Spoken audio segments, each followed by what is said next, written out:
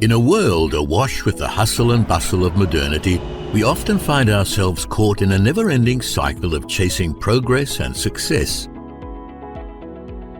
We sometimes seek the next big thing, hoping it will bring us the happiness and contentment we desire. However, time and time again, we realize that these external pursuits leave us empty and unfulfilled.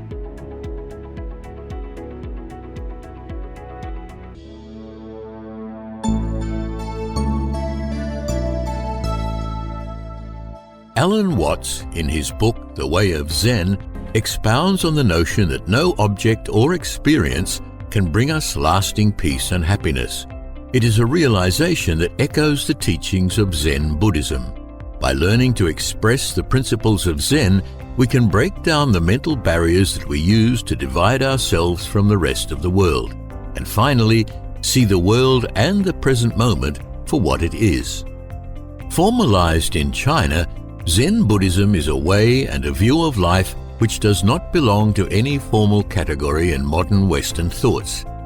The word Zen is a Japanese way of pronouncing Chan, which is the Chinese way of pronouncing the Indian Sanskrit dhyana, meaning meditation.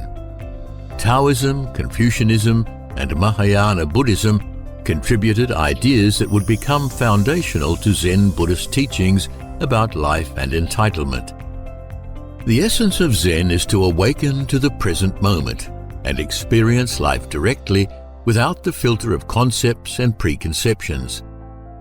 All those concepts and preconceptions about chasing happiness that is not rooted in genuine contentment can lead to perpetual dissatisfaction and a never-ending cycle of seeking.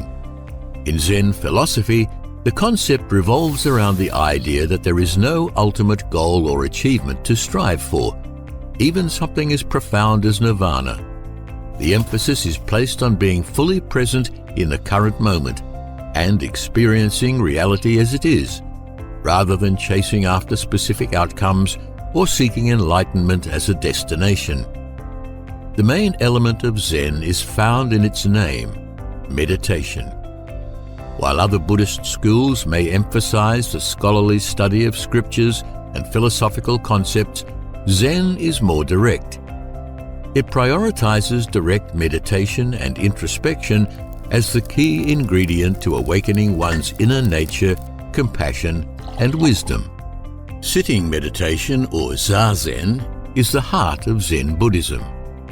Instead of just sitting there with an empty mind or focusing hard on one thing, when we do Zazen meditation, we don't really have a specific goal in mind, other than simply being present at the moment.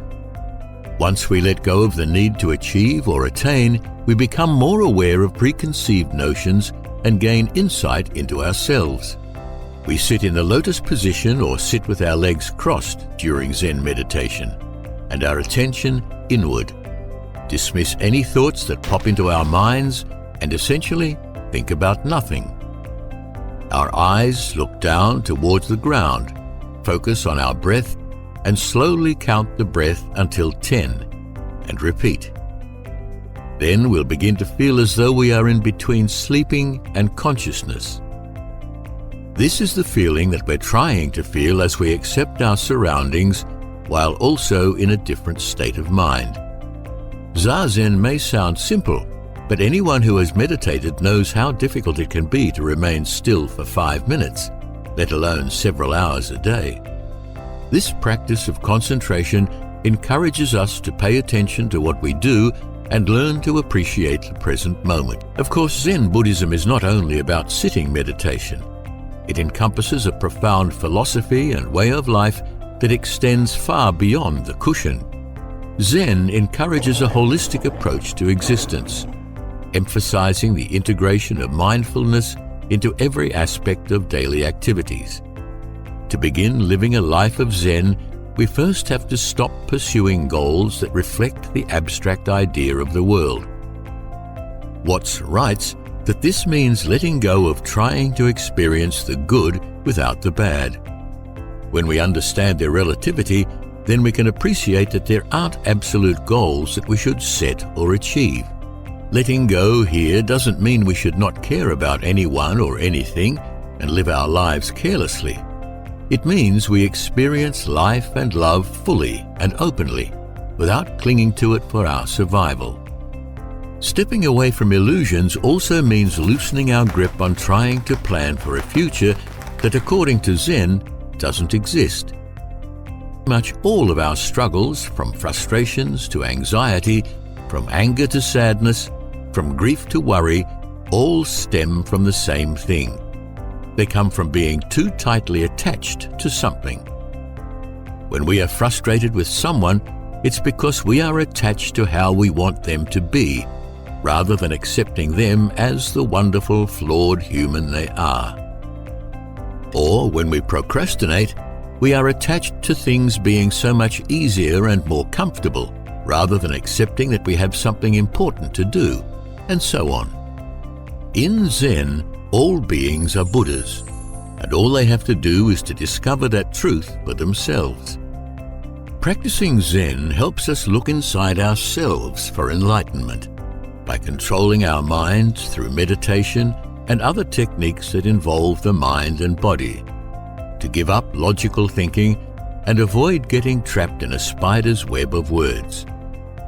It liberates us from the ceaseless pursuit of external validation and material gain, guiding us to find contentment and fulfillment within ourselves and our surroundings. That is why Zen teaches that true happiness and contentment are not dependent on external circumstances or the accumulation of material possessions. So, when we apply the Zen school of thought to our daily lives, we feel liberated from constantly trying to improve ourselves and situations. Since there's nothing to chase, we can live in the present moment, where we immerse ourselves in the richness of each experience. It makes it easy for us to appreciate life as it unfolds, free from the burdens of past regrets and future anxieties.